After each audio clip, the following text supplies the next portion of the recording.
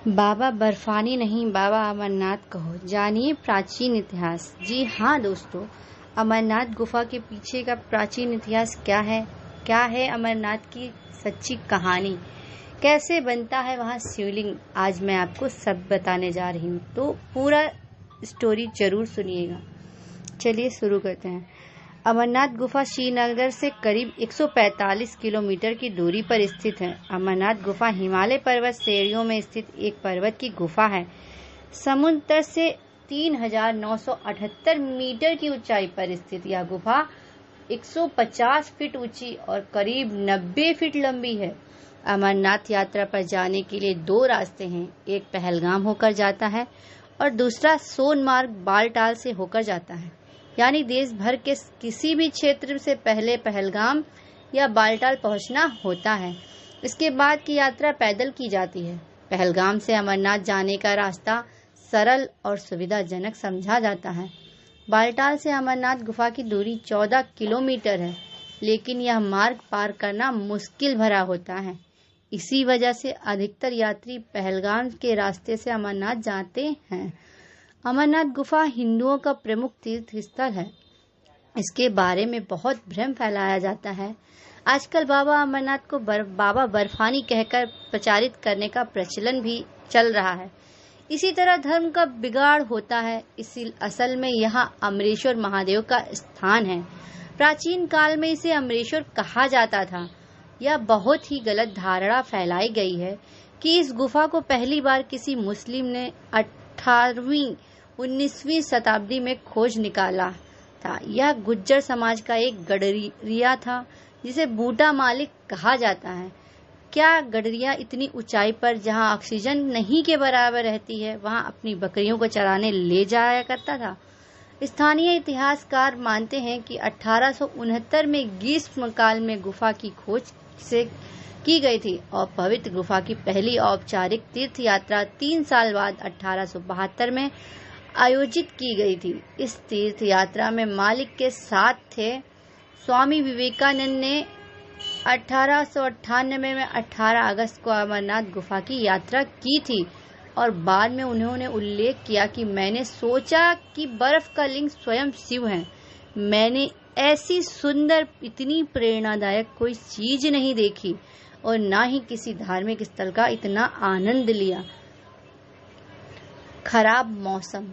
यूं तो हर वर्ष 2 जून को से लेकर 2 अगस्त तक चलने वाली यात्रा में कम से कम 5 से 10 लोग की मौत होती थी और ज्यादा से ज्यादा 60 से 65 लोग खराब मौसम के हृदयाघात से मर जाते थे। लेकिन वर्ष 1996 में अमरनाथ यात्रा के दौरान खराब मौसम के कारण 250 यात्री मारे गए थे। यह अमरनाथ यात्रा के इतिहास की सबसे बड़ी प्राकृतिक त्रासदी मानी जाती है।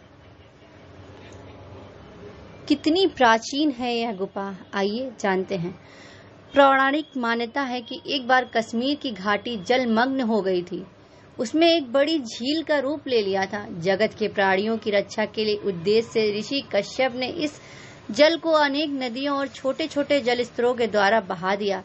उसी समय भृंग ऋषि पवित्र हिमालय पर्वत की यात्रा के दौरान वहां से गुजरे। तब जल स्तर कम होने पर हिमालय की पर्वत श्रृंखलाओं में सबसे पहले भृंग ऋषि ने अमरनाथ की पवित्र गुफा और बर्फानी शिवलिंग को देखा।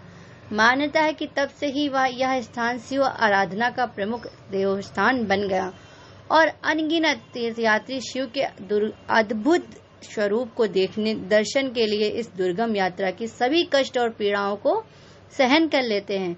यहाँ आकर वह शाश्वत और अनंत आध्यात्मिक सुख पाते हैं। कितनी प्राचीन है यह गुफा। जम्मू कश्मीर की राजधानी श्रीनगर के करीब 141 किलोमीटर दूर 3,888 मीटर की ऊंचाई पर स्थित अमरनाथ गुफा को पुरातत्व विभाग वाले 5,000 वर्ष पुराना माना जाता है। अर्थात महाभारत काल में यह गुफा थी, लेकिन उनका यह आकलन गलत हो सकता है, क्योंकि सवाल यह उठता है कि जब 5,000 वर्ष पूर्व गुफा थी तो उसके पूर्व गुफा नहीं थी। हिमालय के प्राचीन पहाड़ों को लाखों वर्ष पुराना माना जाता है। उनमें कोई गुफा बनाई गई होगी तो वह हिमयुग के दौरान ही बनाई गई होगी, अर्थात आज से 12 से 13,000 वर्ष पूर्व। अब मैं बता रही हूँ गुफा के दर्शन का महत्व क्या होता है। गुफा के दर्शन का महत्व आइए जानते हैं। इस गुफा का महत्व इसलिए नहीं है कि यहाँ हिम शिवलिंग का निर्माण हुआ था। इस गुफा का महत्व इसलिए भी है कि इसी गुफा में भगवान शिव ने अपनी पत्नी देवी पार्वती को अमृत का मंत्र सुनाया था और उन्होंने कई वर्ष रहकर यहाँ तपस्या की थी। तो यह शिव का एक प्रमुख पवित्र स्थान है। शिव के 5 प्रमुख स्थान हैं, जानिए कौन कौन से हैं। नंबर 1 कैलाश पर्वत, नंबर 2 अमरनाथ यात्रा, नंबर 3 केदारनाथ, नंबर 4 काशी और नंबर 5 पशुपतिनाथ। ये हैं भोलेनाथ के 5 प्रमुख स्थान। अब मैं आपको सुनाती हूँ अमरनाथ बाबा की कहानी। शास्त्रों के अनुसार इसी गुफा में भगवान शिव ने माता पार्वती को अमृत का रहस्य बताया था। माता पार्वती के साथ इस रहस्य को सुख तोता और 2 कबूतरों ने भी सुन लिया था। यह सुख बाद में सुखदेव ऋषि के रूप में अमर हो गए, जबकि गुफा में आज भी कई श्रद्धालुओं को कबूतरों का एक जोड़ा दिखाई देता है, जिन्हें अमर पक्षी माना जाता है। भगवान शिव जब पार्वती को अमर कथा सुनाने ले जा रहे थे तो उन्होंने छोटे छोटे अनंत नागों को अनंत नाग के जोड़ा माथे के चंदन और चंदवाड़ी में उतारा, अन्य पिस्सुओं को पिस्सु टाप पर और गले के शेषनाग को शेषनाग नामक स्थान पर छोड़ा था। ये सभी स्थान अभी भी अमरनाथ यात्रा के दौरान रास्ते में दिखाई देते हैं। तो प्यारे भक्तों, यह थी बाबा अमरनाथ की कहानी कथा, उनके बारे में पूरी जानकारी जो मैंने आपको सुनाई। आप हमें ज़रूर बताइएगा ये कथा कहानी कैसी लगी। अगर आपको अच्छी लगी तो हमें एक लाइक और एक कमेंट करके ज़रूर बताइएगा, ताकि मैं आगे भी आपको सुना सकूं। आगे फिर मिलेंगे इसी कहानी के साथ। तब तक के लिए राधे राधे।